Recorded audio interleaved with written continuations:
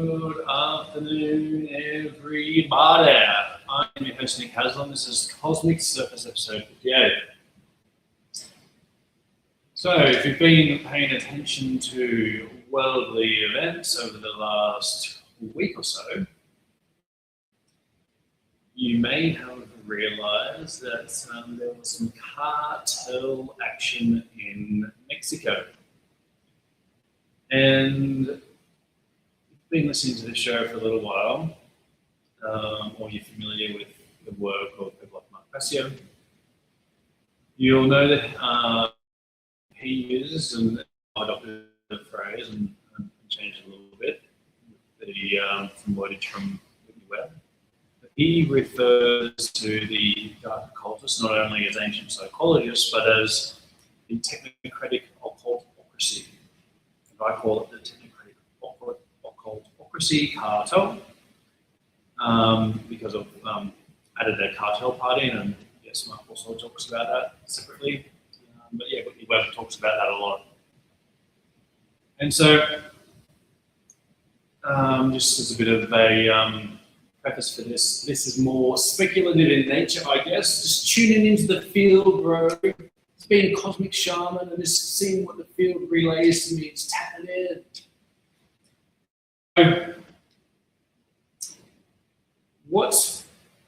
So the biggest anarchy conference in the world has been in Purto. And this year it was moved to Purto Vallerta.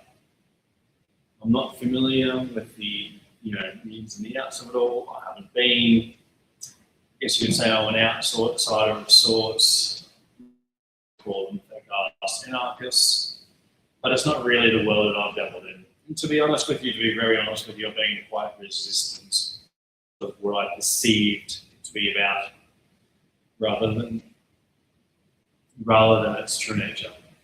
So we will watch a brief video of Mark explaining what that word really means, which is just no rulers. But knowing that the dark occultists are ancient psychologists, yeah, I guess it piqued my interest a little bit. My ears pricked up. It was the phrase that came to me when I was watching people like Max Egan cover it. Essentially there was much but nothing kind of the show. Created event, all of that. But the part that interested me was anarchy in the streets. That's the phrase that came to me. And we know that there's been a bastardization of the term, and we know that the dark occultists like to inverse everything. So what better way to have anarchy in the streets by having an event with the cartel up against the government, right when the Purto conference is going on in this new location, Purto Vallerta. Excuse me, Spanish is an up scratch. I found that very interesting. You could call it speculative in nature, but I found it very interesting. And there was even a headline. I'm about to show a few images, which we can do now. Specifically, and I really should have brought it up. I don't have this one brought up, but there was a headline on one of the mainstream news articles, which was something along the line, which was, "Is Purto Vallerta the new Acapulco?" I found that very interesting.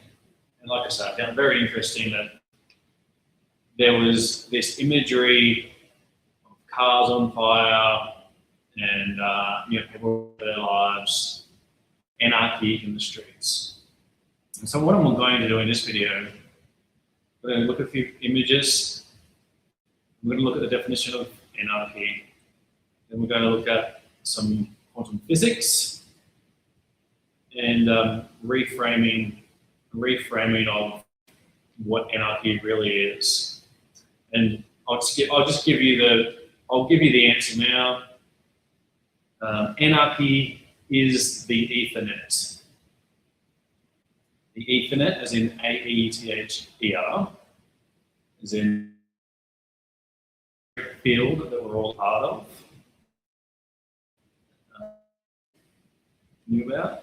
It's been cut out of mathematics and physics. Ashton Forbes has termed it the Ethernet, which I really like, because it is a quintessence, fifth element, if you will. And so rather than anarchy in the streets, what we need to do, and what I'm attempting to do here, is to not react to the narrative being put out there that anarchy in the streets, but rather in a creative way, a creative force, creating our own direction rather than reacting to what's being put out there. And what we want, or what I want, and what I believe that we all want, is that we want true sovereignty, true freedom, free energy, breakthrough energy, and morality is the way to get there. And as we look at these different fields, everyone's in their own little bubble. Everyone's in their own world. I've got parts of it. Yes, I'm still learning. Yes, I've got gaps in my knowledge. Yes, I'm learning. Yes, I'm wrong about things. I'm presenting to the best of my abilities as I go along, and I hope you respect that. So let's see if we can do this, hey? So, got this first image here. Car's on fire.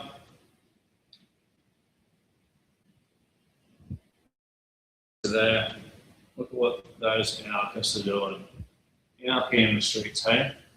I actually did struggle to find the public image that I was looking for. I wanted something a bit more active and evocative, with people there. But yeah, people like can go and watch my team walking through the streets and things like that. So here's the next one. Buildings set on fire amid ongoing clashes between Mexican forces and cartel. The guns out.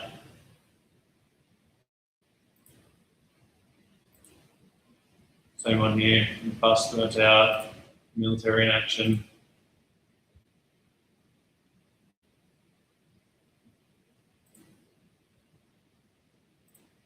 Same one here again. There's many more images. You get the idea.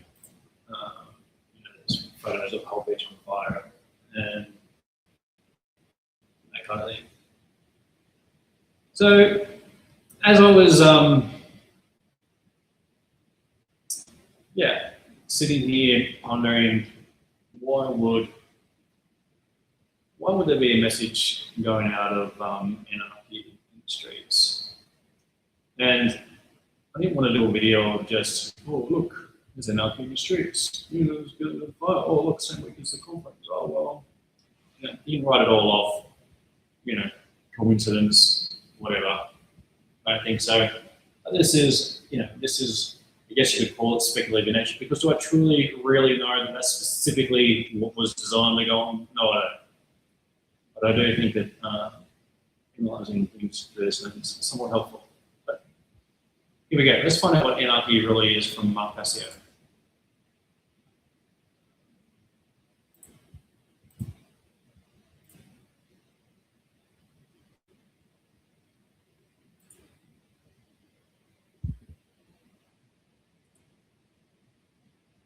Again, you got to break it down.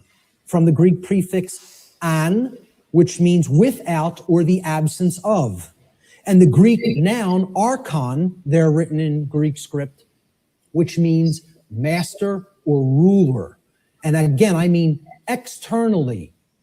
One who externally rules another or claims to be the master of another. That's what the term archon means in its connotation.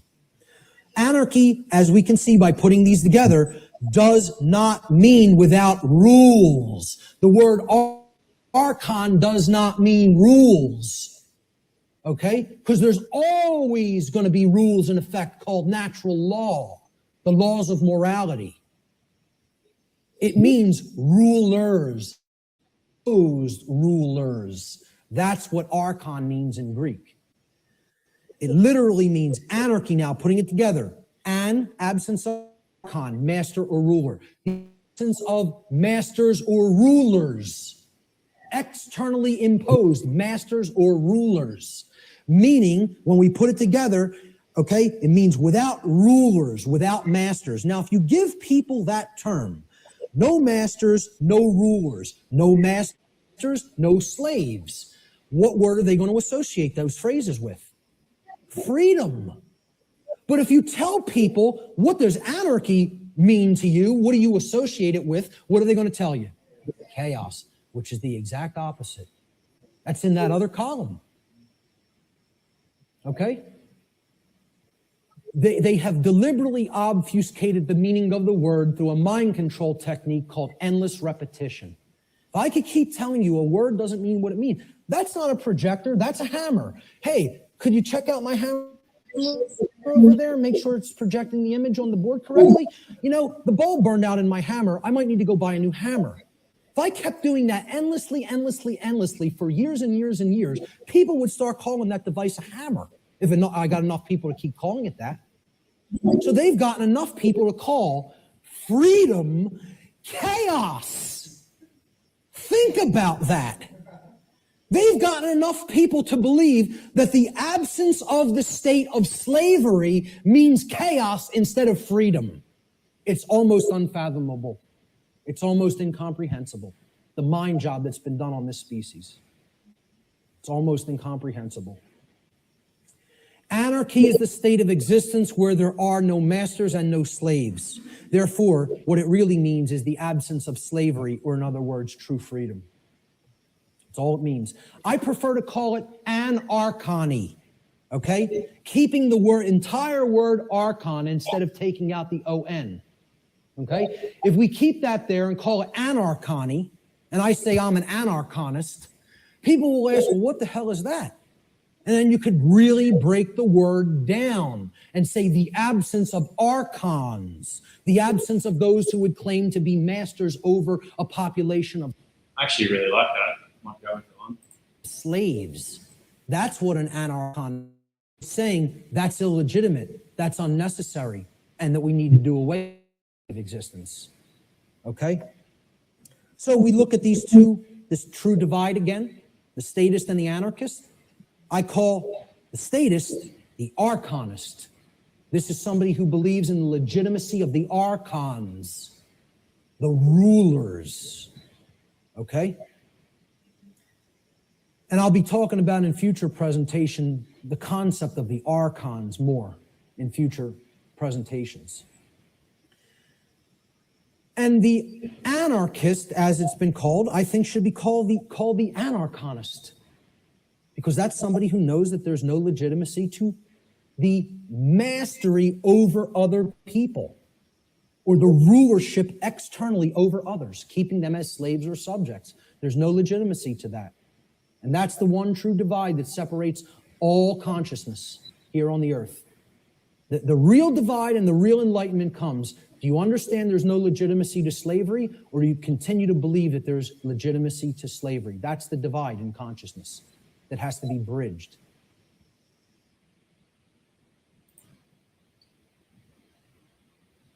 Very well said. So as we switch gears now,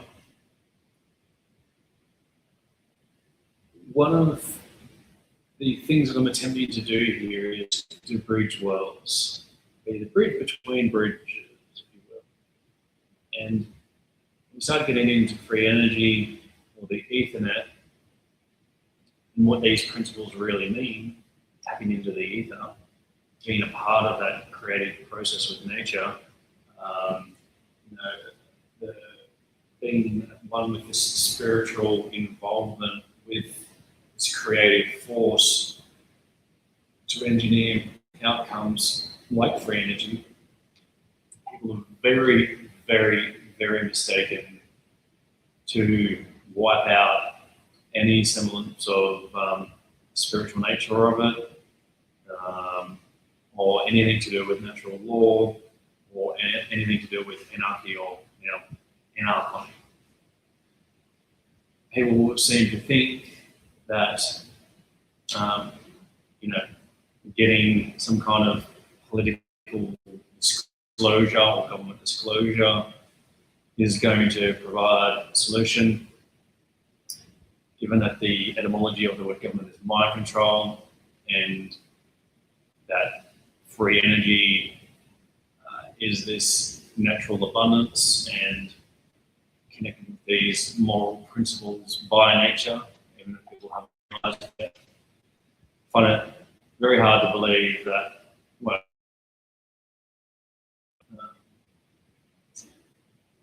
people are continuing to struggle with the fact that embracing zero-point energy comes with it the letting go of all external authority. We do know that as we start getting into quantum, it disrupts all technological systems. As some of you may know, I am working in, I guess you could call it the crypto industry, bro, to design real solutions aligned with natural law technology. And so one of the realizations that's come along my personal process and my personal experience with learning about this is that we can't separate the objective morality of the natural law from this. And I can tell you from personal experience, I was one of them. I put my hand up, I was wrong.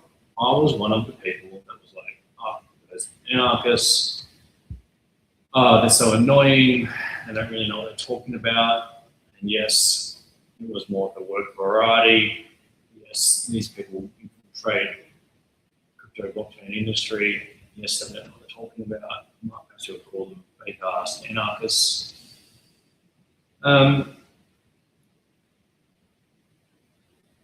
But we have an opportunity right now to bring all of this out at once. We have to go full ball, pedal to the metal. There's no drip disclosure. There's no a bit of this, bit of that. Now is the time to go boom shakalaka. How do you like those apples, son? We have to go all out, all of the way, all things, and that involves anarchy. It involves natural law, LAW, natural law, LORE. It involves objective morality. And no, this is not some utopia. So, as we start getting into quantum, and I know that there's a lot of noise out about this at the moment, I'm very sick and tired of hearing, maybe in 5 or 10 years we'll have something. This shit's already here, guys. Come on, we're 100 years behind. And I'm also pretty sick and tired of hearing this excuse of, which I understand from a perspective, once we become more objectively moral and once we have in aggregate, due to the law of freedom, once we align our actions more in objective morality, we'll have true freedom, then we'll have free energy. I get all of that, and yes, I get the argument. We can't just sit around and wait for some device to be created, and that's not going to be the answer to all our things. At the same time, the psychopaths already have the technology. It's already being weaponized against us. So let's stop fucking around with this bullshit saying, I can create a thumbnail with AI and, it's a neutral tool, so therefore it's great, when we're getting fucking teleported to oblivion with dark occultists weaponizing the same technology. It's about time, and it's about scale, and it's about how long these people have had it, and they're very motivated to use it. So And yeah, anyway, I'll get rolled up here. So the Ethernet, I really like it. I really like bringing back the ether. Some are play on words with the internet and the ether. So it kind of breaks that spiritual and physical barrier. So let's see a little bit of tidbit from Ash and Forbes, shall we, guys? Got some Chinese characters going on at the top too. Perfect. So let's go back and revisit our CHSH game from the first step. We have seen that entanglement can actually help players A and B win the game more often. If they share an entangled state, they can perform measurements on it, and this will help them in winning the game with higher probability.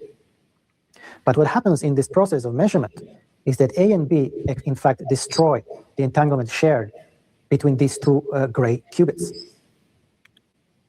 So, may they manage to win the game, at least this particular round. But if they want to, again, they have to find a way of re-establishing this entanglement or creating a new entangled pair, which they can share and then use in the new round of the game.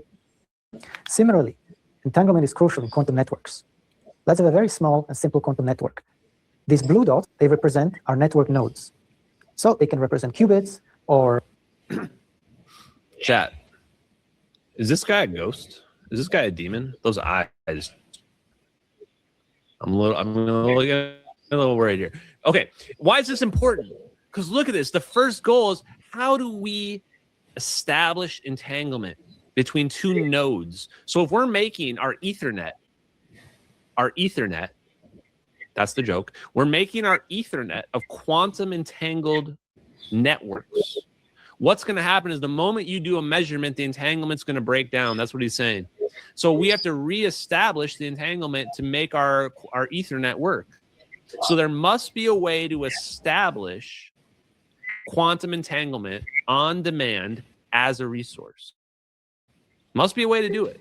And if there's a way to do it, now we have what we need to teleport our plane from one location to the next.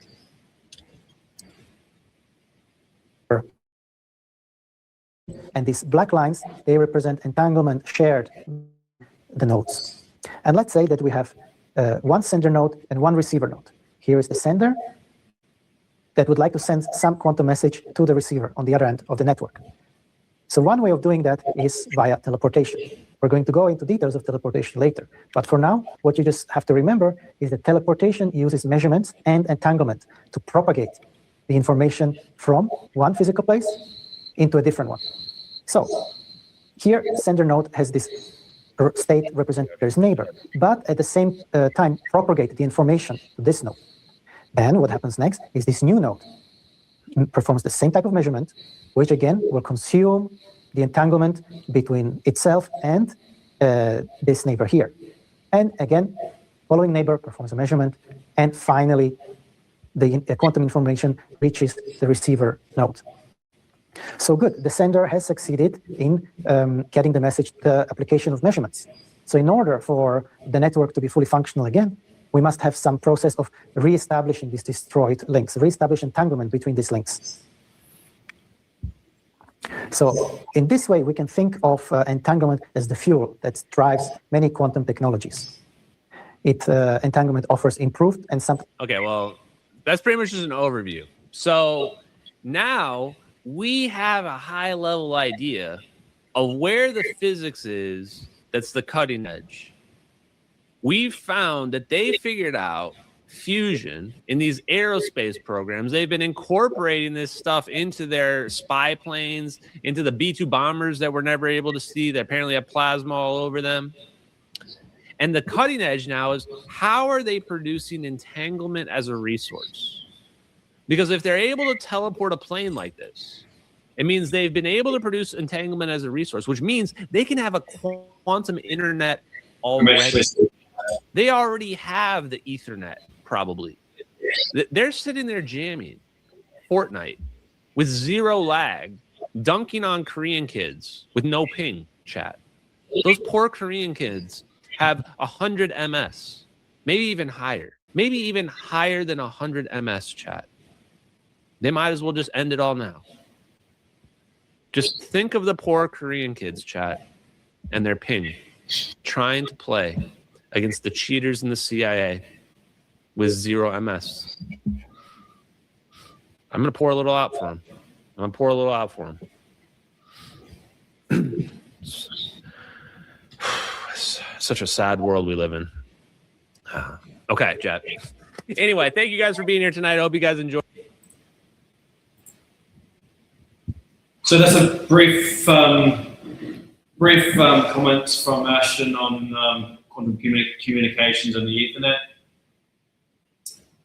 Strongly believe that this is what we need to be working on now to create solutions, which I will be a part of, and I will do, and I will stick to my word.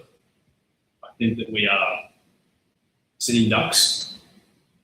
We're just going to sit around and wait for 5 or 10 years for this to happen.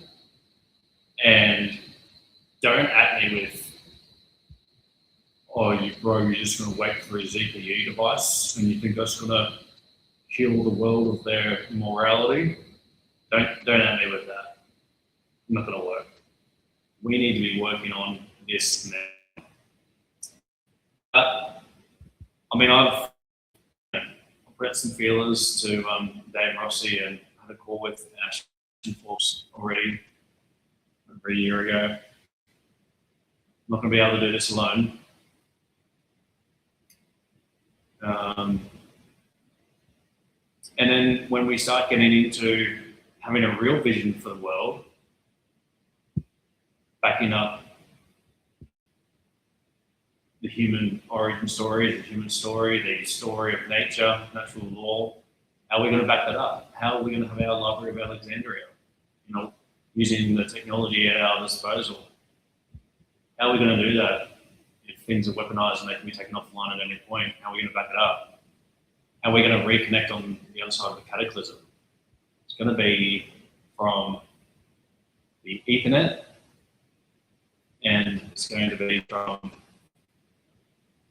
anarchy, people knowing and realizing that anarchy is the Ethernet. And by co-creating this, we're going to have an option at our disposal rather than reacting to whatever ancient psychologists are putting out there in terms of this anarchy in the streets narrative, which is an inverse of anarchy is the Ethernet. I'm Nick Haslam. This is Cosmic Servers. Coming to you from Caterpillar Dreaming, when the songlines begin, land of slow, deep transformation. Now is the time to come out of crystals and fly like a butterfly. Ciao for now.